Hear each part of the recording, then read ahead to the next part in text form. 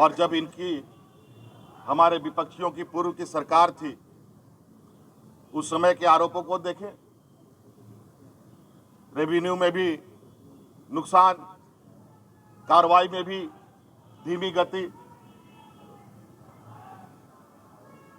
जब राज्य के संसाधन को हम बढ़ा रहे हैं, राज्य के समग्र विकास की एक लंबी लकीर खींची जा रही है, आज ऐसे में कहीं ना कहीं सरकार की जो छवि है और सरकार के ऊपर जो विश्वास राज्य के जनमानस पर बढ़ा है, विपक्षियों को बिल्कुल अब ये स्पष्ट हो चुका है कि वो अब राजनीतिक हाशिए पर जा चुके हैं।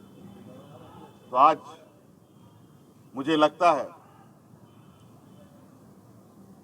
इस देश का लोकतंत्र का सम्मान होना चाहिए और लोकतंत्र के अंदर जो कार्य करने वाले लोग हैं उसको भी निष्पक्ष तरीके से अपना काम करना चाहिए। और मैं बिल्कुल आश्वस्त और विश्वास के साथ कह सकता हूं, और आज मैं जा रहा हूं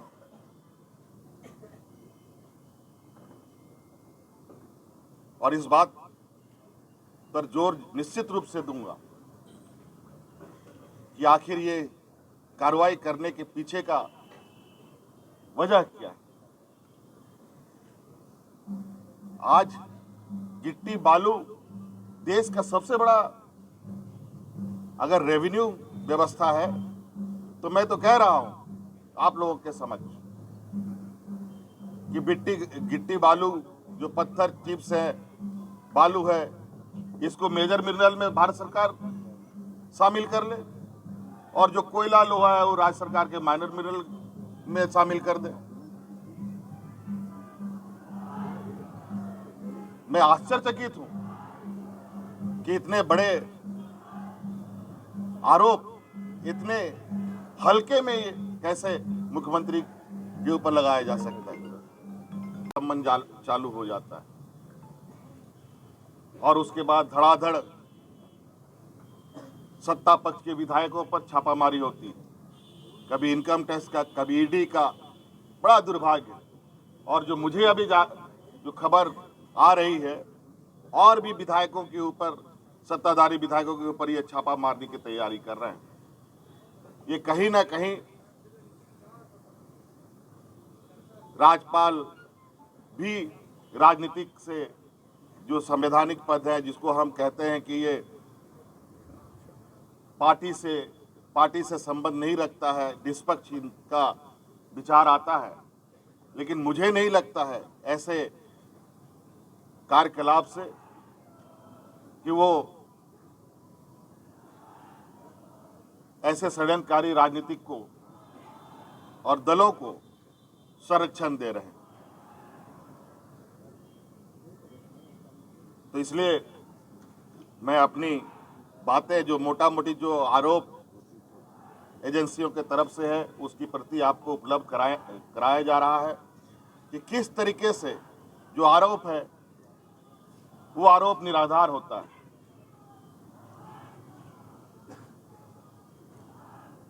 जब हमारा सरकार के कार्यकाल में रेवेन्यू की इतनी जबरदस्त बढ़ोतरी होती है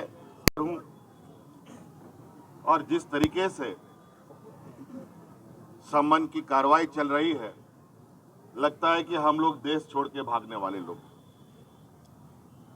और मेरे राजनीतिक इतिहास में मुझे नहीं लगता है व्यापारियों को छोड़कर कोई राजनीतिक दल देश छोड़ के भागा हो या राजनीतिक दल के नेता देश छोड़ के भागे हों। और आज कहीं ना कहीं ऐसे कार्रवाई से राज्य में एक संशय की स्थिति उत्पन्न होती है। कार्यपालिका को निरंकुश करने का एक माध्यम बन सकता है, सरकार को अस्थिर करने का भी एक षड्यंत्र कहा जा सकता है। कहा जाए कि जो हमारे विपक्ष हैं, जो सरकार बनने के बाद से ही सरकार गिराने के षड्यंत्र लगे हुए थे और ये षड्यंत्र की पनडुब्बी जो पानी में डूब डूब करके काम कर रहा था, ऊपर आने की ताकत नहीं रख रहा था, आज उस पनडुब्बी को धीरे धीरे बाहर लाने का प्रयास किया जा रहा है। आपने देखा चुनाव आयोग महीनों पहले राज्यपाल महोदय को अपना मंतव्य दे चुका है, लेकिन राज्यपाल महोदय अभी तक उस लिफाफा को उन्होंने नहीं खोला। मुझे लगता है कि वो भी किसी समय का इंतजार कर रहे थे। और आपने सुना है, पूरे देश के खबरों में चला, महामहिम ने दूसरा मंतव्य चुनाव आयोग से मांगा है, जो बिल्कुल ही असंवैधानिक था।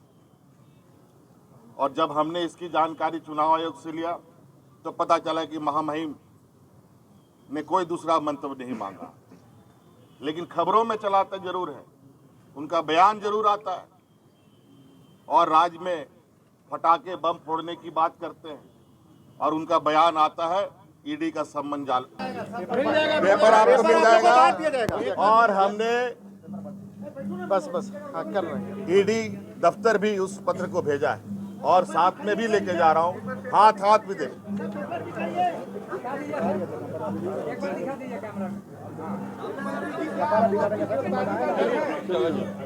चलिए बांट दिए।